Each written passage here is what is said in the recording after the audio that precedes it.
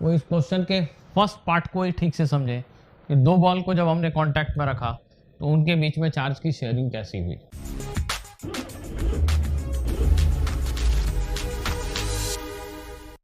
चलिए next question ऐसा है कुछ कि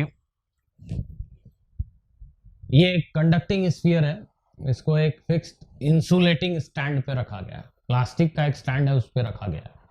प्लास्टिक का स्टैंड मीन्स इस स्फीयर को कुछ चार्ज देंगे तो वो लीक नहीं करेगा, वो किसी और चीज के कांटेक्ट में नहीं है, it is isolated from surroundings. एक छोटा स्फीयर है, मेटालिक स्फीयर, दोनों कंडक्टर हैं, इसका रेडियस है स्मॉल आर और इसके ऊपर चार्ज है कैपिटल क्यू। इसमें भी एक ऐसा समझ लो, एक हैंडल लगा है, इंसुलेटिंग हैंडल, एक प्लास्टिक का हैंडल लगा है ऐसा मान लो। इस पे चार्ज है कैपिटल क्यू। इस स्फीयर को लाकर मैं इससे टच करता हूं, इसको टच करता हूं और टच करने के बाद इसमें से कुछ चार्ज इस पे चला गया। मेरे पास वापस इधर कोई चीज है, दूसरी ऑब्जेक्ट है, जिससे मैं इस स्फीयर के चार्ज को रिप्लेनिश कर देता हूं। मींस कैपिटल क्यू में से कुछ चार्ज इधर चला गया 1 माइक्रोकूलम, तो जितना चार्ज इसमें से इधर गया ये वापस इसमें भर दिया।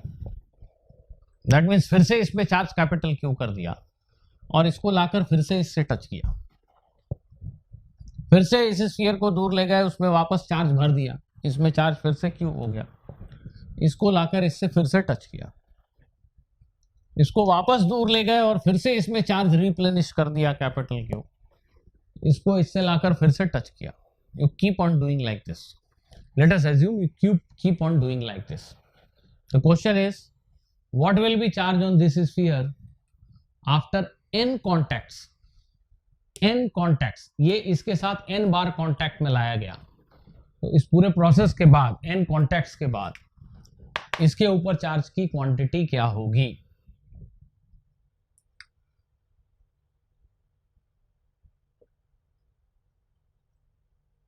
मैं लिख दे रहा हूं शॉर्ट में।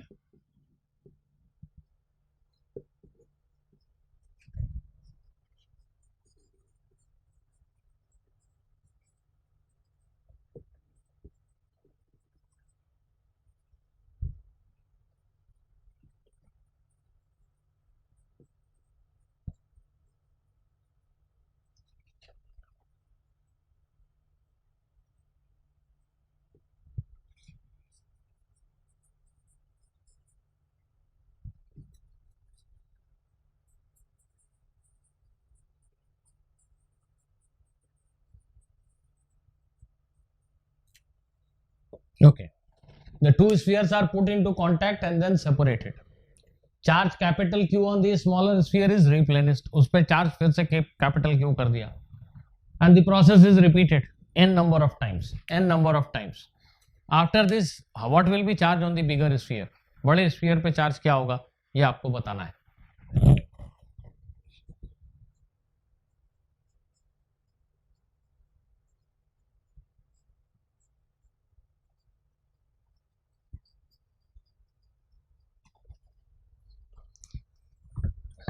देखो, दो कंडक्टर को कंडक्टिंग वायर से जोड़ दें या इनको कांटेक्ट में रख दें, दो कंडक्टर को कंडक्टिंग वायर से जोड़ दें या इनको कांटेक्ट में रख दें, इनके बीच चार्ज का फ्लो, चार्ज का मूवमेंट तब तक चलेगा जब तक दोनों का पोटेंशियल सेम नहीं हो जाता। पोटेंशियल डिफरेंस जब तक है तब तक चार्ज का मूवमेंट होगा, तब तक करंट होगा। Once the potential difference is zero, the movement of charge stops. इसको इसके कांटेक्ट में रखा, they'll keep on sharing charge till both of them are at same potential. Originally, this sphere is at some potential V, but this sphere is not having any charge, it is at 0 volt potential. इसको contact में रखने से there will be some sharing of charge so that eventually both of them acquire same final potential. तो हम सबसे पहले ये calculate करते हैं कि पहली बार जब इसको टच किया उसके बाद इस स्फीयर पे चार्ज होगा कितना, सोचते हैं ऐसे।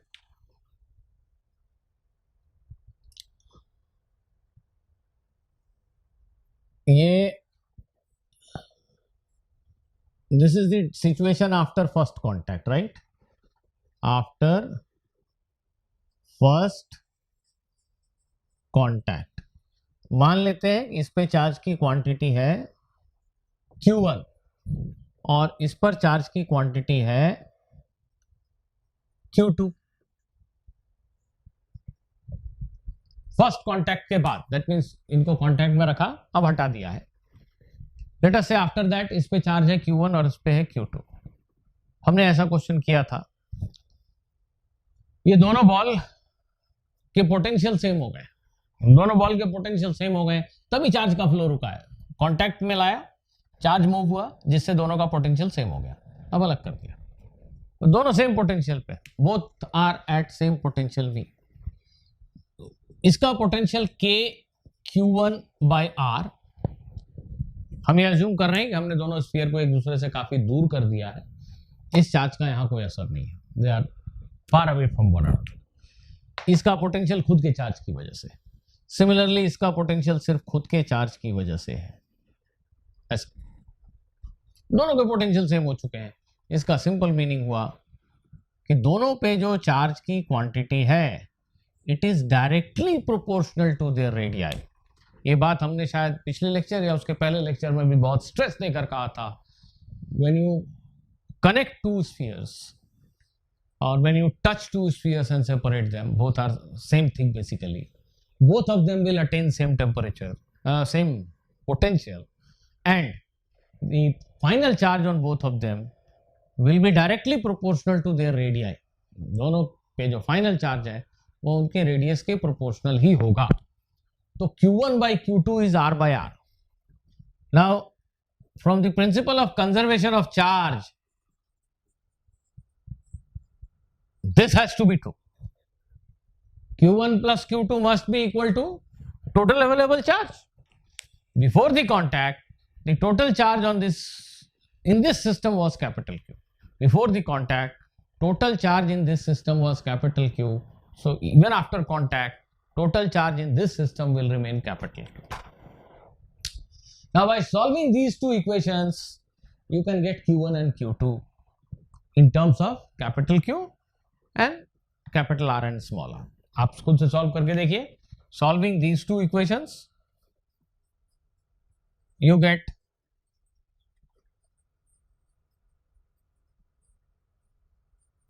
Q1 and Q2।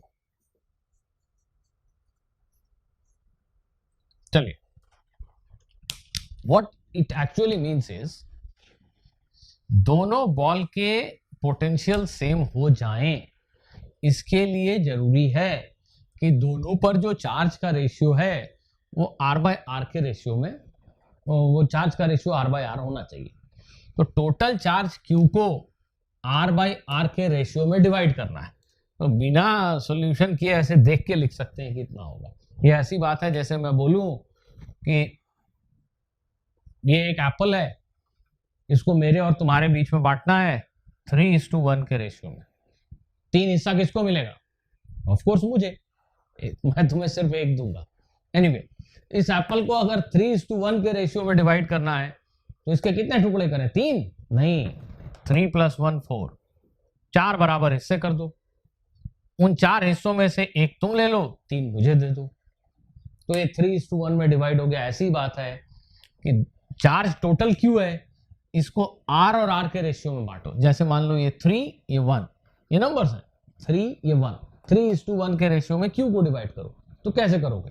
इस Q के 4 बराबर बराबर हिस्से कर लोगे, 4 में से 3 इसके लिए दे दोगे और 1 इसको दे दोगे। वही लिखा है मैंने कि भाई इस कैपिटल Q के टोटल मैंने इतने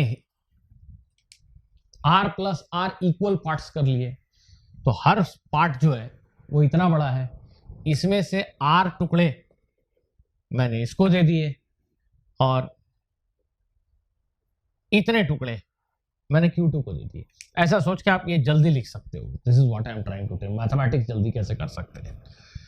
तो इंपॉर्टेंट थिंग इज कि दोनों के ऊपर जो चार्ज की क्वांटिटी आएगी वो R by R के रेशियो में डिवाइड, R by R के रेशियो में होगी। टोटल चार्ज Q को R by R के रेशियो में डिवाइड कर दो, you get charge on these two spheres. Now the question says कि इस बॉल के ऊपर देखिएगा,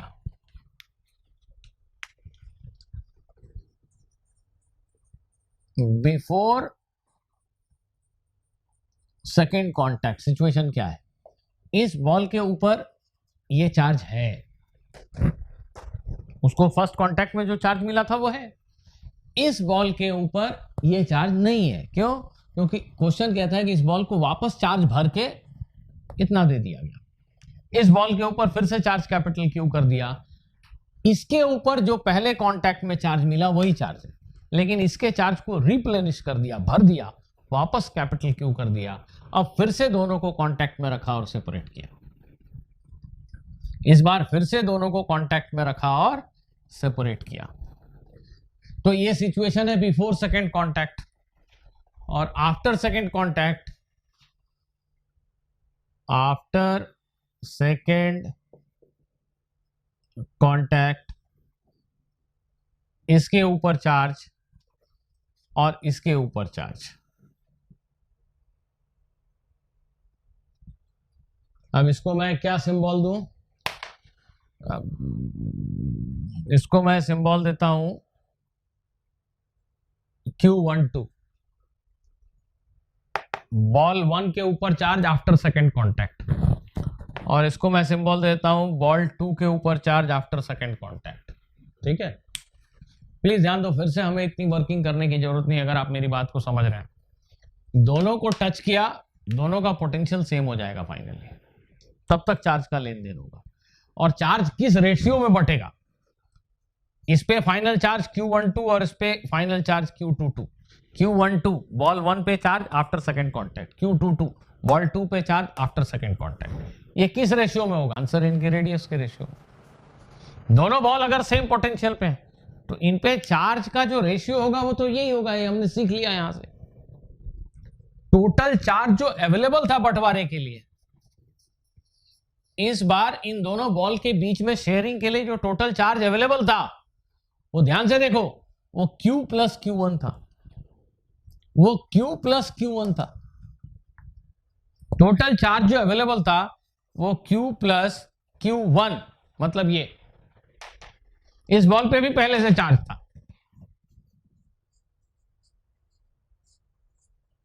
समझ पा रहे हो? पहली बार जब कांटेक्ट में किया था तो ये खाली था, इस पे जीरो चार्ज था, इसलिए total available charge capital Q था। लेकिन एक कांटेक्ट के बाद इस बॉल के ऊपर Q1 चार्ज है और इसके ऊपर रिप्लेनिश कर दिया चार्ज कैपिटल Q है। अब दोनों को टच में लाए तो total charge that is available for distribution is capital Q plus Q1। तो ये जो टोटल चार्ज है ये दो हिस्सों में बटेगा सच दैट इन दोनों के पोटेंशियल सेम हो जाए। और ऐसे दो बॉल के पोटेंशियल सेम होने का मतलब कि दोनों पे जो चार्ज है उसका रेशियो R/R होना चाहिए। तो इस पे फाइनल चार्ज हमने Q12 मान लिया, इस पे Q22 मान लिया, तो इसका रेशियो R/R होना चाहिए। और इन दोनों बॉल पे जो टोटल चार्ज है उसका sum total capital Q plus Q1, Q1 मतलब ये। सो सेकेंड कांटेक्ट के बाद जो बड़े वाले बॉल के ऊपर चार्ज की क्वांटिटी है जिसको मैंने Q12 लिखा है, ये Q12 जो लिखा है ये यहां से आपको फिर से मिल सकता है। फिर से वही करना है आपको।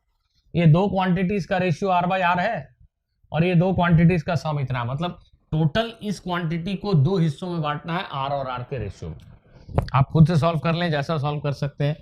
You will get total charge multiplied by this fraction, and the total charge is, I am writing this as 1 plus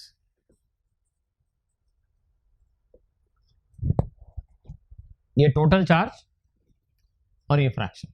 similarly दूसरे बॉल के ऊपर जो चार्ज होगा it can be written as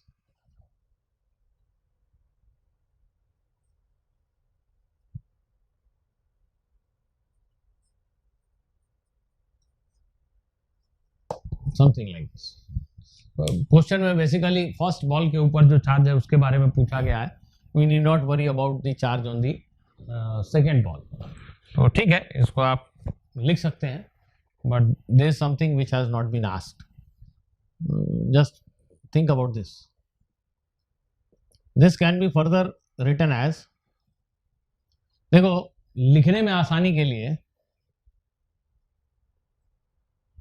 ये जो फ्रैक्शन है ये बार बार आ रहा है, इसको मैं एक नाम दे देता हूं, ईटा, ए बी सी, जो भी नाम देना आप नाम दे दीजिए. So let this fraction be eta. So this charge on this big ball after second contact is eta into 1 plus eta, that is eta plus eta square into q. ऐसे ही आप अगर एक और आइटरेशन करें, एक बार और सोचें कि अगला स्टेप में चार्ज क्या हो, तो यू विल फाइंड कि फर्स्ट बॉल पे charge after third contact will be q eta plus eta square plus eta q. ऐसा ये थर्ड कांटेक्ट के बाद. फर्स्ट कांटेक्ट के बाद चार्ज कितना था, अगर ध्यान दोगे इस बॉल पे फर्स्ट कांटेक्ट के बाद चार्ज कितना था, तो आंसर है ईटा इंटू क्यू था. देखो R by R plus R into Q, that is eta into Q. Second contact के बाद कितना हो गया, Q into eta plus eta square.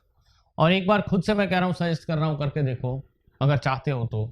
Third contact के बाद देखोगे पहले बॉल पे चार्ज क्यू ईटा plus eta square plus eta Q. So obviously after n contacts, first ball पे charge after n contacts will be q eta eta square eta q eta to the power n, right? So ये simple geometric progression है जिसका first term ईटा है और common ratio भी eta है. And there are n such terms. तो आप इसको जोड़ के फर्दर सिंप्लीफाई करके आगे लिख सकते हो. ये पार्ट मैं खुद के लिए आपके लिए छोड़ दे रहा हूँ, प्लीज डू इट. ये एक जीपी है, ज्योमेट्रिक प्रोग्रेशन है, और आप फर्स्ट बॉल के ऊपर चार्ज लिख सकते हो.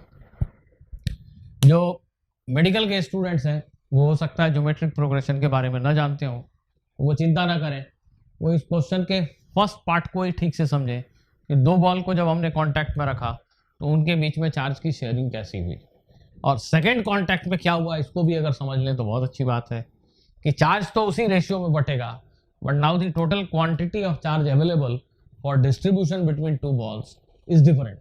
Now it is capital Q plus the charge on this ball after first contact. और जो लोग मैथ्स पढ़ते हैं वो प्लीज इस जीपी के सम को आगे लिखें.